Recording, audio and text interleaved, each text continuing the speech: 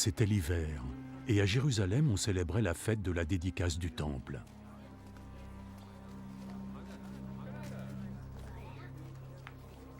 Jésus marchait dans le temple, sous le porche de Salomon, quand des gens se rassemblèrent autour de lui. Combien de temps encore nous garderas-tu dans l'incertitude? Dis-nous juste la vérité, est-ce toi le Messie? Je vous l'ai déjà dit, mais vous ne voulez pas me croire. Tout ce que j'accomplis au nom de mon Père témoigne en ma faveur. Mais vous ne voulez pas croire, puisque vous n'êtes pas mes brebis. Mes brebis, elles, écoutent ma voix. Je les connais et elles me suivent. Je leur donne la vie éternelle et elles ne mourront jamais. Personne ne pourra les éloigner de moi. Ce que mon Père m'a donné est plus grand et plus beau que tout. Et personne ne peut les soustraire à la protection du Père. Le Père et moi, nous ne sommes qu'un. Alors les gens prirent de nouveau des pierres, dans l'intention de le lapider.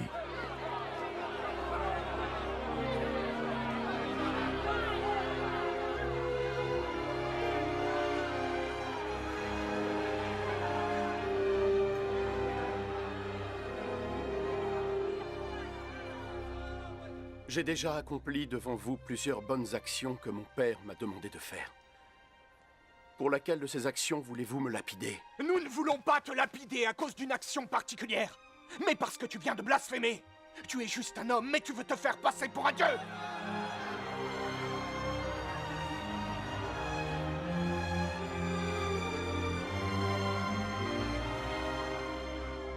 Il est écrit dans votre propre logique que Dieu avait dit « Vous êtes des dieux ».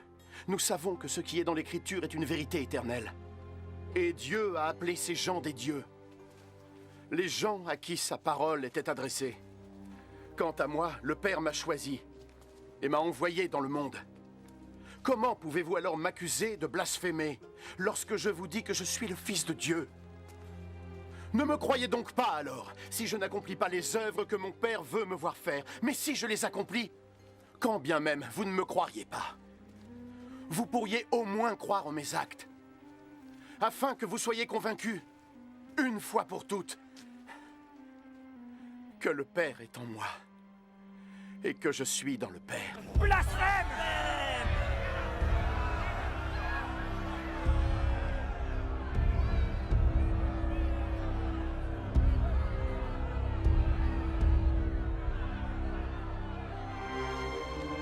Une fois encore, ils essayèrent d'arrêter Jésus, mais il leur échappa. Jésus s'en alla de nouveau sur la rive opposée du Jourdain, à l'endroit où jadis Jean avait baptisé, et il y resta.